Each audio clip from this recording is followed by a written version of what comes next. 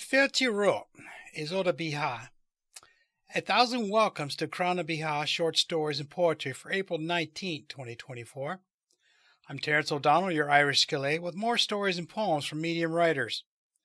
I have 4 stories and 4 poems this week.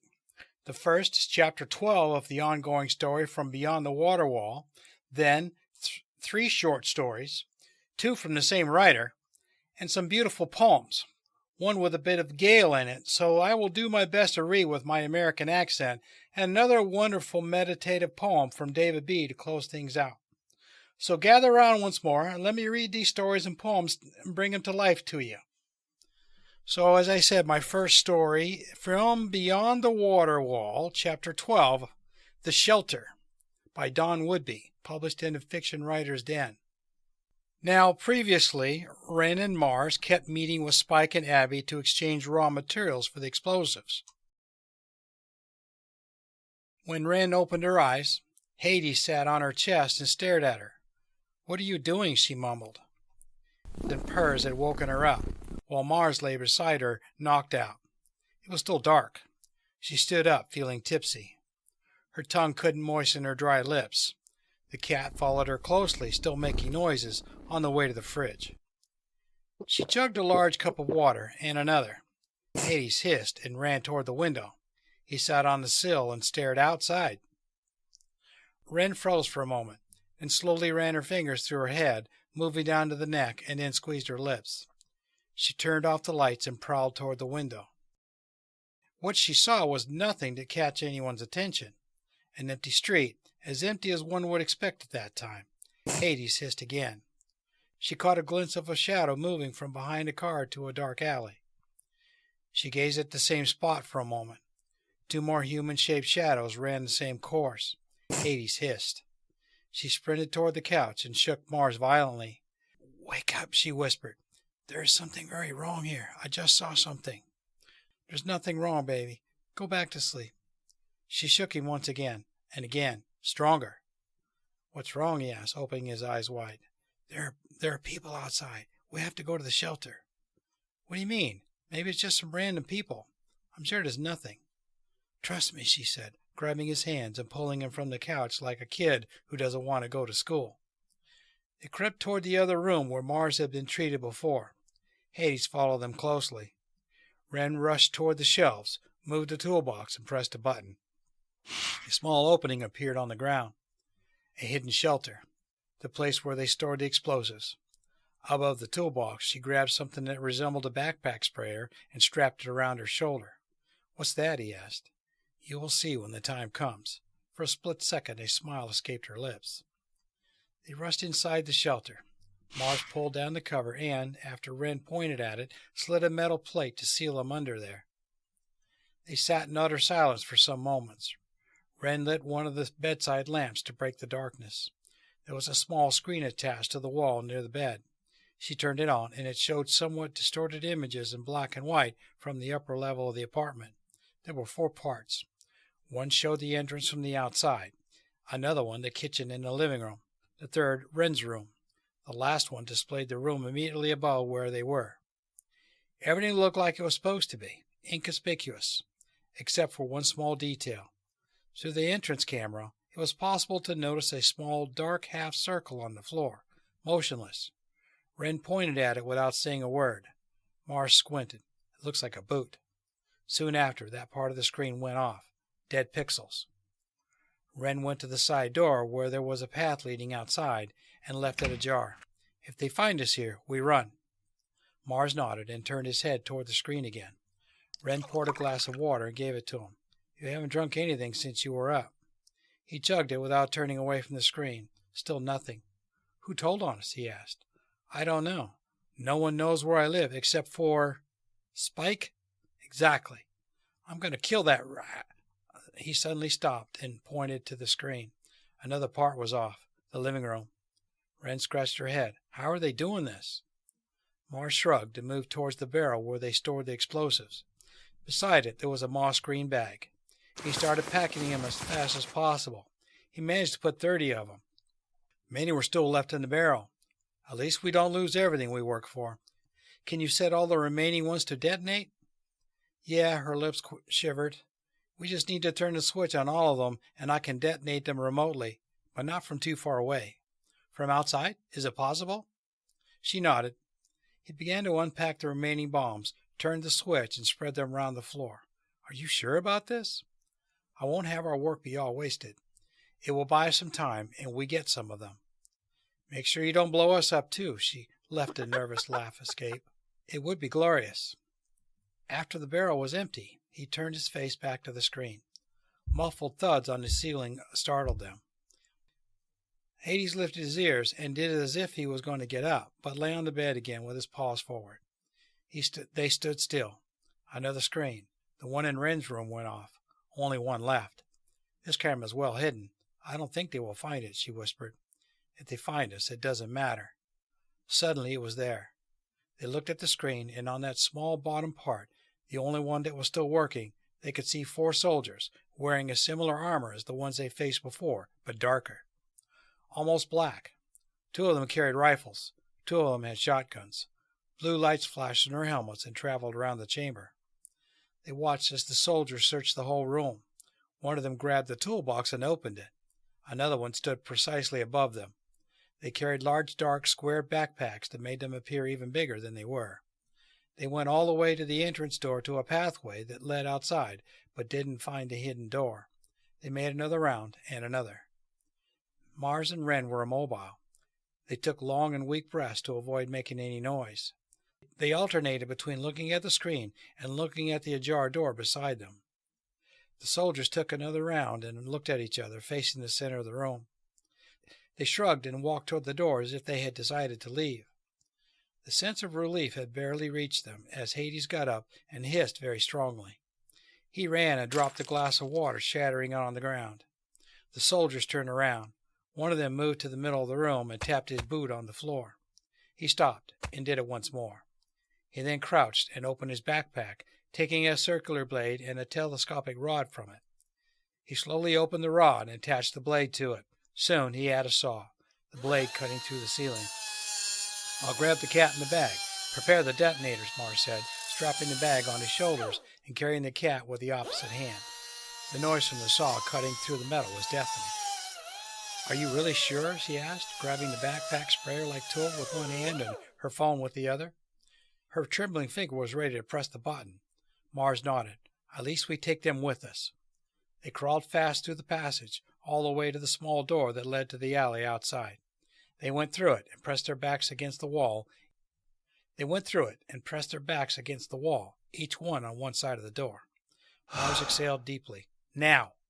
A blast of fire came through the door, scorching their skins. Their hearts rushed, and they could barely hear. For a moment they sat still, unable to move. They ran away, leaving all their work behind them, wishing they could at least see how those ruffians burned. So now, Chapter 13 next week. My next story is a science fiction story from David Pahor, Sleepless in a Cuddly Land, published in Illumination Curated. A child should not question her father about grown-up matters. Teddy can't sleep. When Father returned at dusk, he said they had been running riot all day, and the colony militia had to do the right thing. Mother was quiet, but I asked him what the words meant. He sat me downstairs and explained. They started behaving badly again after our drones had sprayed the countryside beyond Lumpy Hill.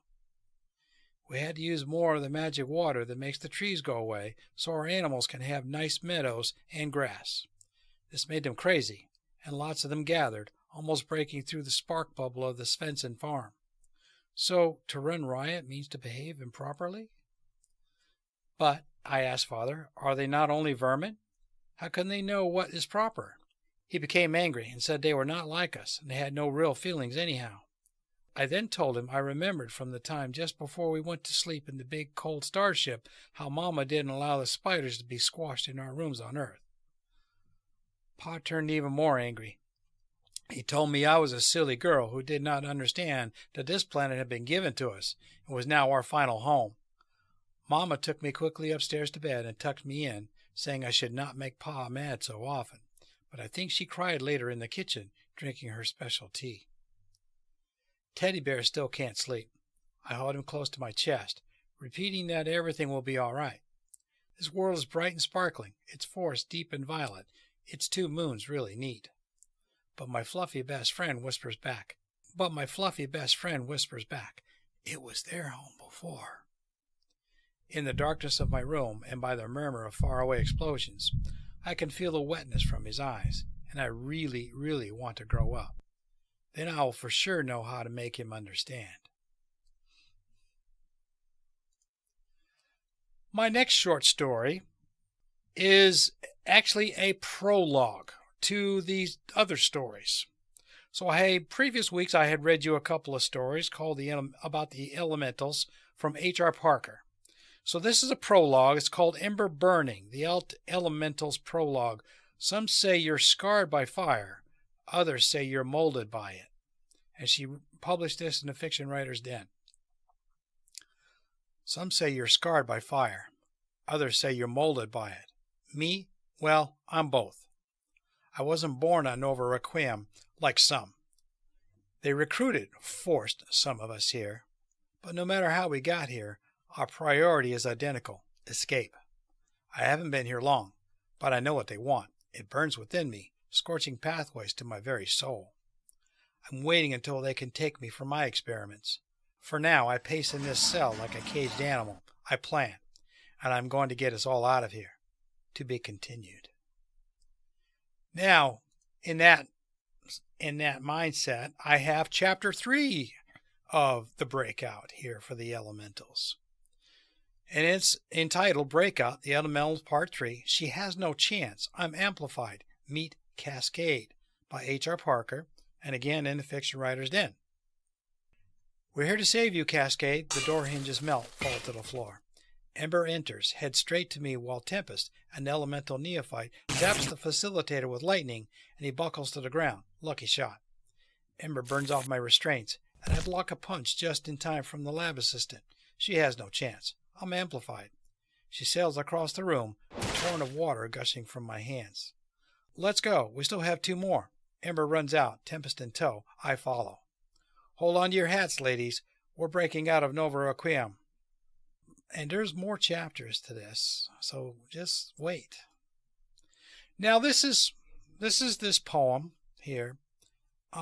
This is the one I told you about. It's written by Sarah Fellers, published Right Under the Moon. I'm a descendant of Ireland, the home of my ancestors, my family stories, and gift of storytelling, and the one I hope to see one day. There is an enchanted isle, ancient and emerald, capped by the mists and carved by stories told, where the 4-leaf clover, too, sings its lucky tale, of the good people and the marrow and the sea swell. My heart longs for that craggy shore and soaring cliffs. May my blood carry me to the home I will always miss. Miss Eyre, is more isne. I am Ireland, great is my longing. Let me hear the myths of old, of the hero Cuchulainn, who had the eyes of kings and outsmarted the Morrigan, or of Ludi the fisherman, who asked for nothing selfish when he helped the beautiful Marrow, who in turn granted his wish. Could I hear the wind woman's voice whisper on the breeze? See the goddess Anu in the river's blue flow and silver ease? Is it Anu, beste Gael agus Conda, go te Anu, his moonlit reign and warm breezes embrace. As the fairies that dance in their stone circles, they may be up to mischief, wings bright and brittle. Their voices are bells that chime in the witching hour. The girl said they were the lights at night among the flowers. The stories get passed from grandparent to grandchild late at night, under the stars, to teach and to beguile. Miser iskuma, kapahele me. I am Ireland, no matter where I am at. And she has a note here. I really wanted to include some of the Irish Gaelic language here. I have been studying it as it is so beautiful and musical in the language of my ancestors, keeping in mind how all languages change a little over time. Each time I put a line in Irish Gaelic, I followed it up with English translation in the following line. This is in honor of March being Irish American Heritage Month in the U.S. And she has a blessing here. May flowers always line your path, and sunshine light your day. So, I hope I didn't butcher that too badly. Next one is The Alchemist, a prose poem by Natalie Gaspar, published in The Lark. Angry red scars form kaleidoscopes across my back, a reminder of how I used to fly but sold my wings for someone else's dreams. Sunlight streams through the window, which was covered in rusty iron bars yesterday, or maybe last week, but today is free. A blue and white butterfly lands on my nose, asking me a question I can't remember the answer to. It returns at night, a full moon calling my name. I have a name? A swan in tow to bring me a feather. Silvery blue under the light, I cry out as it pierces my finger and drops it, only it never hits the floor. The moon offers me a gift, which I should decline. Wishes are too capricious for those without hope. She whispers a word to the wind, and the feather flutters to my back. A long-lost friend I didn't know how to find. Each feather replaces a scar, which falls to the floor around my ankles as unbreakable titanium chains. The darkness tries to keep me. Its shadows surround my wings, reminding me of what it's like to fall, so I fall asleep, escape through my dreams. One falls from my head. I form it into a blade. I cut my links one by one, each clinking a tiny weight that held me down and stopped my breath. Pieces of my heart I didn't know I had left. I'll learn from Icarus and only fly at night. And this one is a nice poem. It's called Life's Dance, a poem by Catherine Meerstad, and she published this in Soul magazine. In life's grand waltz, we find our stance, a delicate art, the dance of balance. Amidst the swirl of joy and strife, we strive to keep the rhythm of life. With every step, we learn to sway, balancing dreams with tasks each day. In moments of chaos, we find our grace, navigating challenges at a steady pace. Through highs and lows, we find our way, embracing change without dismay. With gratitude as our guiding light, we keep our balance day and night. For in the dance of life, we come to see the beauty lies in harmony. With hearts aligned and spirits free, we dance through life with jubilee. So let us cherish each step we take, in the grand ballet of give and take, for in the balance of joy and care, we find the magic that's always there. My last poem is entitled Skybound by David B. In my poem Skybound, I weave the essence of Zen philosophy into the fabric of verse, using the cloud as a metaphor to unravel the complex tapestry of detachment. This floating symbol embodies freedom and impermanence, mirroring our own quest to navigate life unburdened by material and emotional ties. Through each stanza, the cloud's journey becomes a mirror to our own, inviting us to embrace change, live in the moment, and find peace within the vast open sky of existence. It's a reflection on how to move through the world with grace, unattached yet fully present. A cloud adrift, unclaimed by the sky, it knows not of bonds, nor reasons why. It casts no shadow, holds no ground, in its silence a profound sound. Through the expanse it freely roams, yet within its heart a tranquil home. It clings not to the sun, nor fears the night, in its formless form, a boundless flight. Embracing change with effortless grace, it teaches the art of leaving no trace. In non-attachment, a lesson so clear, be like the cloud, present, yet not near. Now that's all I have for you this week. I hope you enjoy everything. So listen to my little advertisement here as I close this out. And then I have a little post at the end to give you your blessing for the week. And with that, I'll talk to you again next week. Sláinte. I want to invite everyone to listen to Crown and Beha Stories and Poetry every Monday night at 11 p.m. Eastern Time on Reese Across America Radio. Search out www.reaseacrossamerica.org/radio by typing in the word Reese in these mobile apps, iHeartRadio, Odyssey, or TuneIn. Or find them on a web browser and join us to listen to the show and support WAA Radio, Whiskey Alpha Alpha Radio for any veterans listening. Reach Across America is a nonprofit radio station that supports veterans programs and organizations that help needy veterans. By joining us at Reach Across America, you are helping to support veterans in need across the U.S. So search us out and enjoy the shows they have to offer, and thank a veteran while you're at it. Now I want to take another minute or so to ask for a donation of any amount to help me keep this podcast going and to advertise my website. I've set up a donation tab on the Crown of Baja Stories and Poetry webpage at rss.com and a donation page on my website at www.crownofbaja.com, using PayPal for your security. This way there is no credit card info saved anywhere, and you can use any currency you wish from around the world. If you like this podcast, please share it with everyone you know in your social circles, as the writers I showcase in this podcast deserve all the exposure they can get. I created this podcast for them because I love to read their work, and I believe it should be shared with the world. Now I want to explain how to find my website.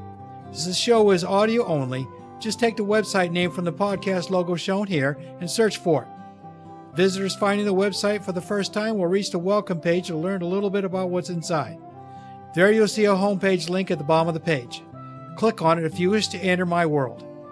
And on the menu bar at the top, there are links at all the pages in the website. Feel free to look around all you want. If you should happen to want to buy one of my books, all the better. Thank you for your patronage and support. Garamahagat, thank you for listening to the show today. I hope you enjoyed the variety of stories and poems again this week. Maybe one of them might touch your heart a little. Disclosure for everyone. In order to read the complete stories and poems, you'll need to sign up for a subscription to Medium. If I see a link by the author on one of the stories to allow everyone to read it, I will let you know in the newsletters.